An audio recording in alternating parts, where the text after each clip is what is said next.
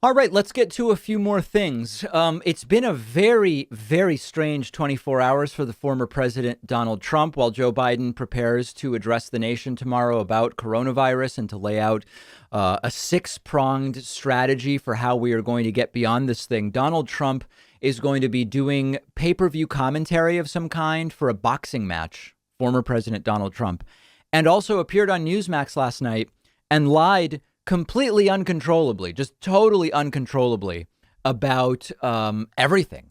I want to start with this first clip. Donald Trump was asked about the California gubernatorial election, which we will be talking about in the next segment. We are going to be covering the results live next week. This is an important situation in California. Donald Trump claimed, of course, without any evidence, that it's probably rigged. This is happening in the context of Gavin Newsom starting to pull away in terms of people saying we want to keep Newsom instead of recall him in the polling.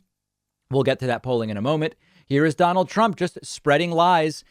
It wasn't a joke when we said they will just start claiming any election they lose was rigged. That's exactly what Donald Trump is doing here. Take a look at this. We've got the recall election coming up in less than a week. It's actually happening as we speak. The polls appear to show Newsom looks safer at this point. Larry Elder is the man that could take it from him. What do you think happens in California? Well, it's probably rigged. They're sending out all ballots. It's all the ballots are, mail out, mail in ballots. In fact, I guess you even have a case where you can make your own ballot. When that happens, nobody's going to win except these Democrats. So, look, they're very good. The one thing they're good at is rigging elections. So I predict it's a rigged election. Let's see how it turns. So what's going on in reality is simply that Gavin Newsom is pulling away. It was very, very close about a month ago in early August, basically split. Awareness was much lower about the fact that this was going on at the time among Californians. And as we and others, I mean, I'm not saying we accomplished anything, but just as there's been more and more attention by media about the fact that, hey, you could see Newsom removed despite the amazing economy in California and replaced with a lunatic like Larry Elder. You've started to see the Keep Newsom crowd pull away, where now they are almost plus 10. Now everybody's got a vote in California. My brother said he was filling out his ballot today. It's got to be postmarked by actually I hope I'm right about this. I think it has to be postmarked by Tuesday. So hopefully that'll happen. But there is no evidence whatsoever that this is rigged. It wasn't a joke when we said this is the news story. Anytime they lose, they'll say it was rigged. Mitt Romney, who won in Utah. Remember that confrontation? I believe it was at National Airport in Washington, D.C., where a woman came up to him and said, you didn't really win. That your win was also rigged. Any win they don't like, they simply say was rigged. And what's going on, unfortunately, is that this is the type of stuff that could lead to what we're worried will happen on September 18th, which is another one of these riots. I mean, I hope it doesn't go that way.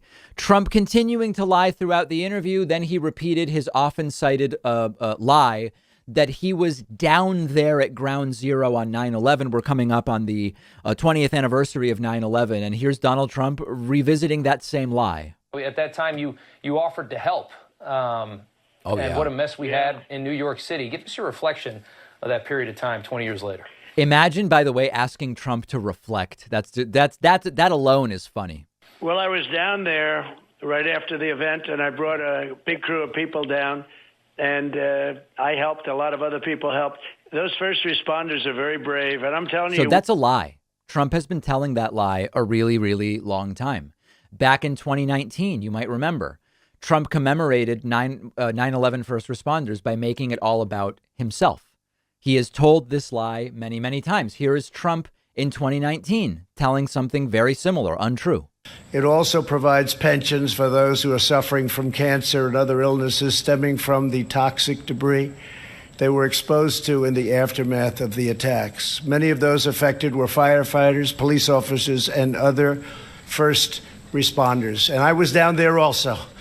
But I'm not considering myself a first responder. But I was down there. I spent a lot of time down there with you. So there appears to be absolutely no evidence of that. Snopes looked into it, and he claimed that he was there doing who knows what, but Snopes spoke to officials from New York City Fire Department.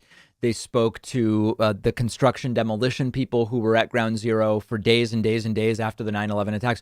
Nobody recalls ever seeing Trump down there, and Trump has been exaggerating about it for a very, very long time. So that's what's going on. And then even weirder, as if it needs to get any weirder, Donald Trump is going to be providing boxing commentary for Triller's Evander Holyfield Vitor Belfort fight on the 20th anniversary of 9/11. Just like everything is so bizarre. It's weird enough that Trump, as a former president, is doing boxing commentary.